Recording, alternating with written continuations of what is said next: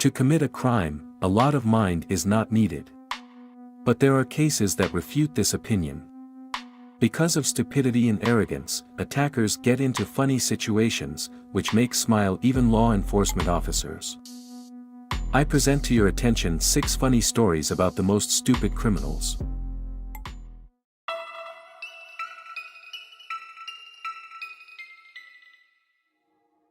The profession of a police officer in the USA is considered quite prestigious.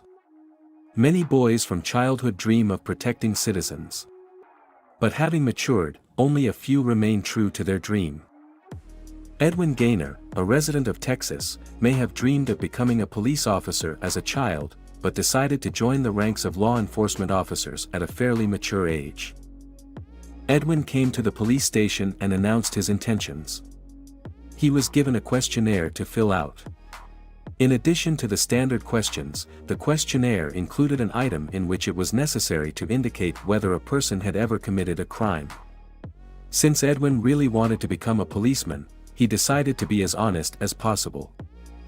In his youth, Edwin had sins, and instead of simply answering yes, he described in detail the crimes he committed, indicated where and when it happened. Even described the clothes he was wearing at that moment. In total, Edwin confessed to 4 petty thefts and 1 carjacking. After reviewing Edwin's profile, the police were confused. At first, they even thought it was a prank, but just in case, they decided to check the information. It turned out that Edwin really committed all these crimes. Of course, he was arrested and tried to the fullest extent of the law. Edwin received a real prison term.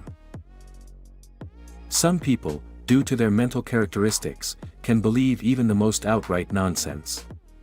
One such interesting personality turned out to be MacArthur Wheeler from the city of Pittsburgh. This adult man of large physique decided to quickly get rich. He robbed 2 banks in one day. Despite the fact that MacArthur's face was not hidden by a mask, he was confident that he would not be caught. Because he knew a way to make his own face invisible. Leaving the banks, he smiled broadly, looking straight into the video security cameras, with full confidence that his face was not visible. MacArthur was very surprised when he was detained an hour and a half after the crimes were committed.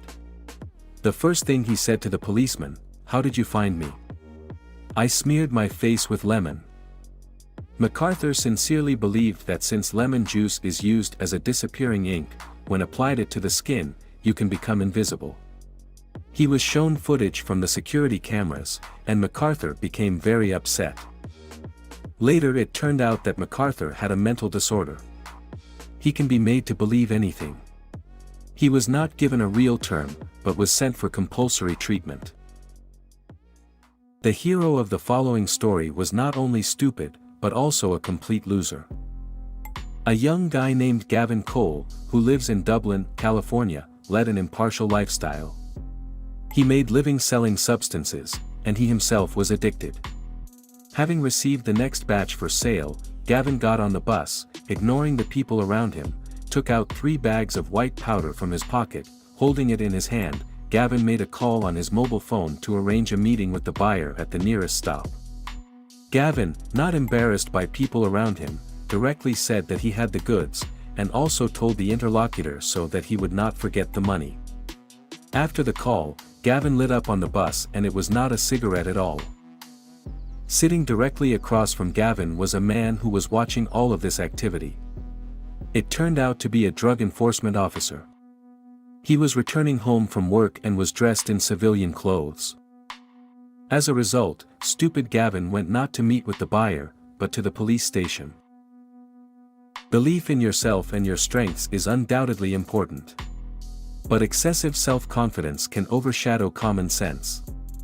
So it happened with a young guy named Angus, who lived in Texas. He robbed a warehouse of electrical goods, but he failed to escape. The police quickly caught the guy and he was brought to trial. Thanks to a lawyer, Angus managed to avoid a prison term. He got off with a fine of $9,600. Of course, Angus didn't have such amount of money. He did not even think of earning this amount by honest work. He came up with an ingenious solution, to forge a bank check. Angus got a form, filled it out on behalf of his friend and tried to forge a signature. Then Angus went to the nearest bank, showed the cashier the bad check, and never doubted for a moment that his plan would work. Perhaps he would have been lucky if not for one, but the bank teller personally knew the person whose signature Angus forged. The bank teller was asked to wait until the money was brought from the vault. He even offered Angus coffee. While Angus was enjoying his own resourcefulness and delicious coffee, the police drove up to the bank, called by the bank teller. Angus was arrested, and this time he went to jail. Impenetrable stupidity. Lawyers have to defend in court a variety of people. Some clients amaze them with their stupidity. But sometimes, on these features, lawyers manage to build a line of defense and even get a pardon for the criminal. Gerald Dixon, 26, who lived in Peterborough, Canada, was very lucky with the lawyer. But with mental abilities, he was not very good. Gerald decided to rob the Montreal Bank in Whitby. But in order not to be identified, he needed a mask. Gerald did not want to use a hat with holes for the eyes or mother's tights, as robbers often do in films. He decided to buy a ski mask, so he went to the ski equipment store. The salesperson remembered Gerald, because buying a ski helmet in August was not a common occurrence. When the seller heard on the news that some guy in a ski mask had robbed the bank, he immediately reported the strange buyer to the police. He also provided a recording from surveillance cameras, which clearly showed the face of the perpetrator. Gerald's stupidity doesn't end there. During a bank robbery, he told the cashier to put money in a black bag. The amount of cash was $2,600. Gerald returned to the bank a few hours later to open an account. He gave the same cashier the same black bag of money and asked him to open an account for the same amount of $2,600. Gerald's lawyer won a pardon, citing client's impenetrable stupidity as the reason. Gerald got off with a suspended sentence. Women rarely commit major robberies. If they decide to commit a crime, then most often they do it quietly, but not the heroine of the next story. 20-year-old girl Karen Lee Johimi, who lives in Lake City, Florida, suddenly needed money. After drinking heavily, she decided to rob the Howard Johnson Motel. Karen understood that for greater persuasiveness she needed to arm herself with something. She did not have a firearm, but she had electric saw. It was with her that Karen burst into the lobby of the motel. She demanded to open the safe and give her all the cash. Despite the menacing swinging of the electric saw, the motel manager was not frightened, he could hardly contain his laughter. He was amused that the girl threatened to turn off the electric saw, the cord dragged behind her. Karen was quickly disarmed and the police called, who were also amused by the incident.